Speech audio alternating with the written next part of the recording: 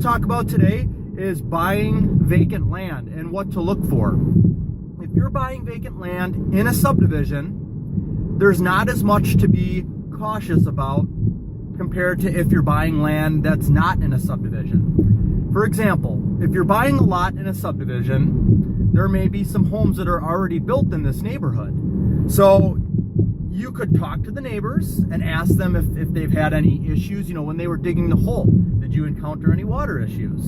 Does your sump pump run often? Those would be questions to ask to see if that is somewhat of a wet area, somewhere where you're going to have your sump pump running a lot. And not that that is a do not buy, it's just something that you want to know. If you're building a house there and you know that your sump pump's going to be running all the time, then you're probably going to want to put in 2 sump pumps or a battery backup or some type of a system to handle that. But if you're in a subdivision, the lots are typically fully improved. So they've got sewer, water, gas, and electric. Or if there's no municipal water there, they've got sewer. Maybe you need to do a well. But these are all things that are easily determined in a subdivision. So if you're writing an offer on a lot in a subdivision, you still want to have contingencies. Number one, you want to make sure that the house you are looking to build is going to fit on that lot. That's probably one of the biggest concerns that I hear from people is how do I know that my house is going to fit? And for somebody who is not thinking about building for maybe a year or so, but they want to purchase their property now, they're just wanting to make sure that what they do want to build down the road is going to fit on the property. So how do you determine that? Well, your builder or your real estate agent can get in touch with a surveyor.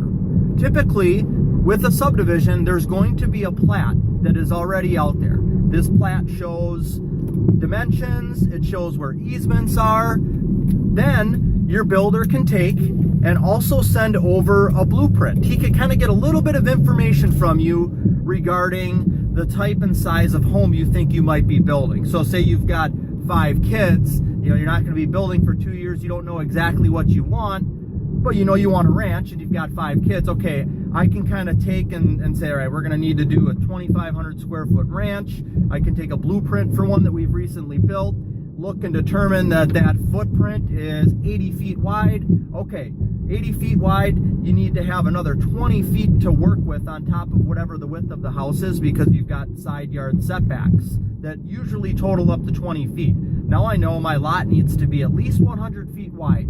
So that's how I can determine if that's going to work or not. And the surveyor, if he has sent this blueprint and he has sent the plat, he can simply take and do a drawing, show the foundation of that house on the lot, and now you know for sure that it's going to fit there. So what are some concerns for lots that are not in subdivisions? Well, we recently had a transaction. It's actually closing tomorrow, and this property is completely wooded. It's a 1 acre property, completely wooded, so it's really hard to go out there and to walk the property. In fact, we kind of had to walk around the property to get a look at it. This property does not have sewer or water, so it will need a mound and a well.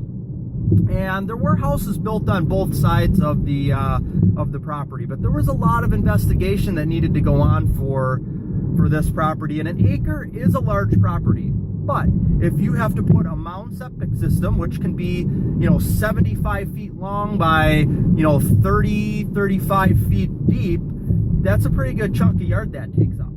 So if you are looking to build a house and maybe a separate garage, a separate outbuilding, we really got to make sure that everything's going to fit there. And in this case, that's what they wanted to do.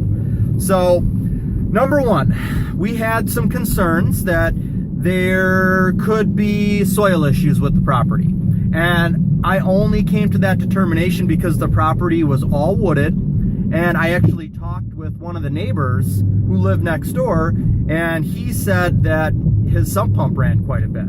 So I said, okay, we're going to have to make this offer contingent upon us being able to go out there and dig test holes. And I'm not just talking, bringing a shovel out to the job site and digging test holes. I'm talking the excavator comes out there with his mini excavator and he snakes through the woods because it was a wooded lot. he goes into the area in which we are going to be building a house, and we'll kind of have that area already staked out. I'll throw 4 stakes in the property showing where the the possible foundation would sit, and then the excavator can go out there and dig holes 9 feet down. And that way we know if we dig a hole and we get 3-4 feet down and it starts filling up with water, we've got an issue. Ideally, we want our basement floor to be above the high water mark. So if you're digging down and you get 3 feet down, that's where the high water mark is, and that's not a good thing. So that was contingency number 1. That one ended up checking out, no worries there.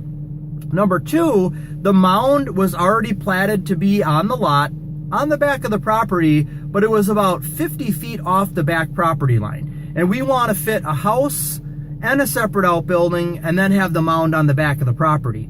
It wasn't going to work unless we were going to be able to push that mound back closer to the rear lot line. So that was contingency number 2, buyer approving the placement of the mound. So what we did is we had our septic guy go out there, and he actually was the one that did the original soil test out there. He was able to go out there and determine, you know what, we could scoot this back another 20 feet. All right, contingency number 2, everything checks out there. That was perfect. If we were able to get another 20 feet, that gave us the room that we needed.